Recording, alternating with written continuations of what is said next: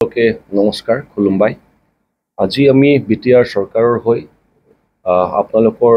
জৰিয়তে আমাৰ মিডিয়া বন্ধুসকলৰ জৰিয়তে আমি গোটেই বিটিআৰবাসী ৰাইজক জনগণক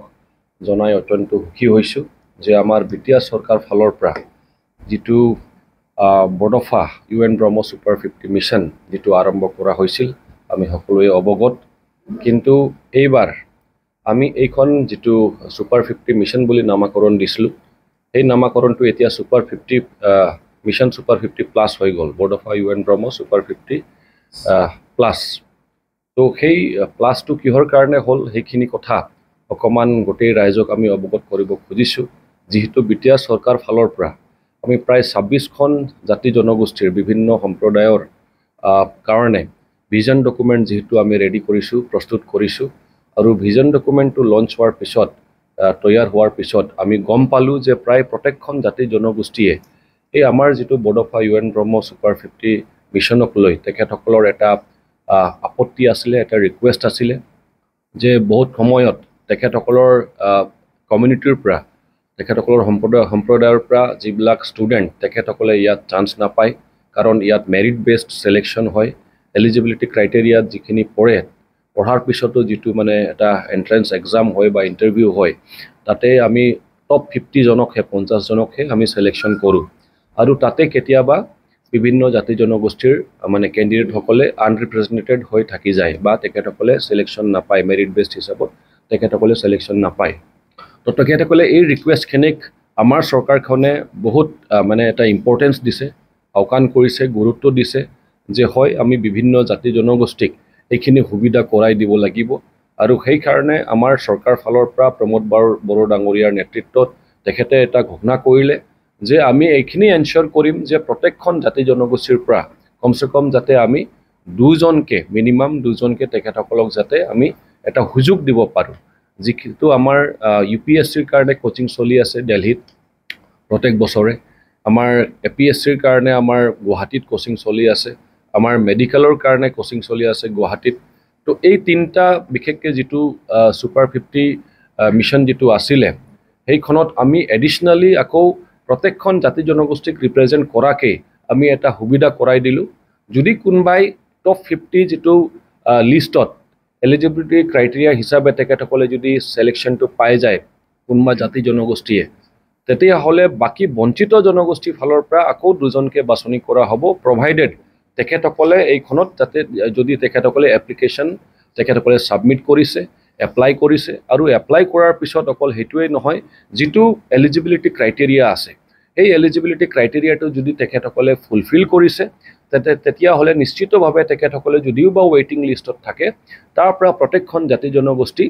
যিবিলাকে এই টপ 50ত বা ছুপাৰ 50ত যিসকলে চান্স পোৱা নাই তেখেতসকলক এডিশনেলি আকৌ প্ৰত্যেকখন জনগোষ্ঠীৰ পৰা দুজনকে তেখেতসকলক আকৌ ইয়াত এটা সুযোগ দিয়া হ'ব আৰু সেই মৰ্মে আমি এইবাৰ মেডিকেলৰ কাৰণে যিখিনি আমাৰ এন্ট্ৰেন্স এক্সাম হৈছিল সেই এন্ট্ৰেন্স টেষ্টত বা এক্সামত বা ইণ্টাৰভিউ যিখিনি হৈছিল তাত আমি এলিজিবিলিটি ক্ৰাইটেৰিয়া বেচিছত মেৰিট বেছডত 50 জনটো সিলেকশ্যন পালেই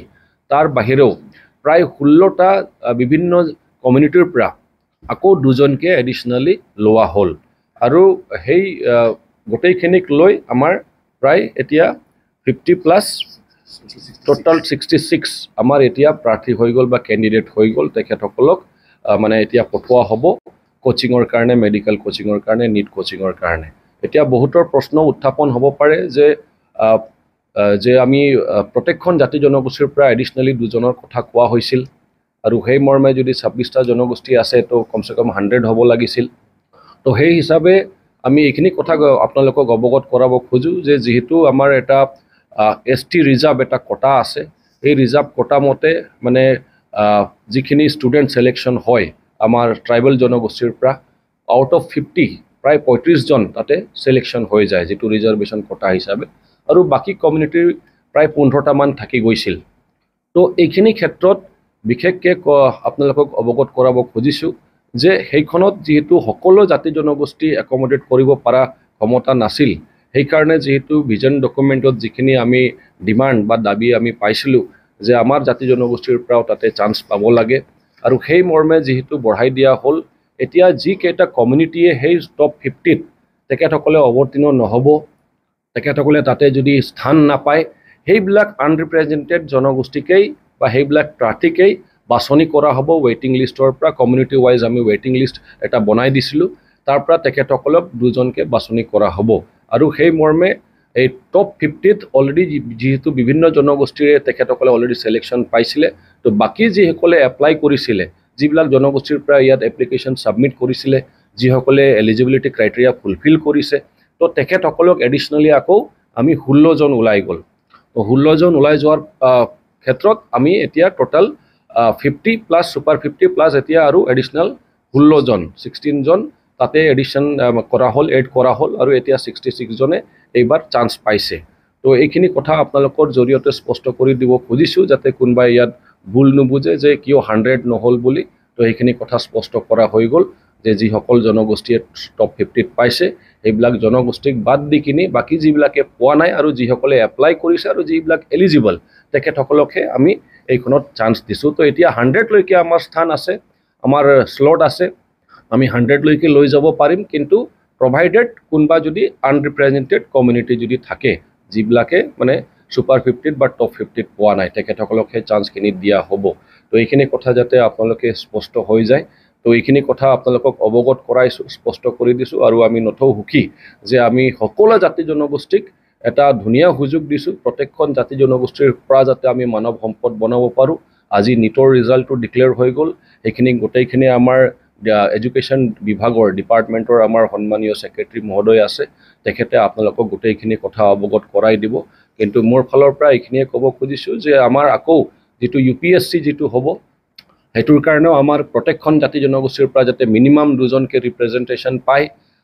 এটা সুযোগ যাতে পায় কোচিংটো পোৱাৰ কাৰণে, সেইটোৰ কাৰণে আমি সুবিধা কৰি দিছোঁ। APSC কোচিঙৰ কাৰণেও যিটো গুৱাহাটীত হ'ব, তাতেও প্ৰত্যেকখন জাতি জনগোষ্ঠীৰ পৰা 2জনকৈ যাতে মিনিমাম যাতে পায়, সেইটোও আমি এনশ্যোৰ কৰিছোঁ। মেডিকেলটোতো হৈ গ'ল, বাকী ইঞ্জিনিয়াৰিংটো যিহেতু অকণমান এতিয়াও টাফ চেলেঞ্জ ফেচ কৰি আছোঁ, বহুত ষ্টুডেণ্টে এতিয়ালৈকে ওলাই অহা নাই। আমাৰ যিটো ছুপাৰ 50 ৰাখিছিলোঁ, সেই 50খন কটাও কেতিয়াবা হয়তো ফিল আপ নহয়, এনেকুৱা এটা অৱস্থা হৈ আছিল। সেইকাৰণে তাতে আমি 50 প্লাছ কৰা নাই, 50তে ৰাখি দিছোঁ। বাকী 3টাত UPSC, APSC আৰু মেডিকেলত আমি 50 প্লাছ কৰি দিছোঁ। ধন্যবাদ।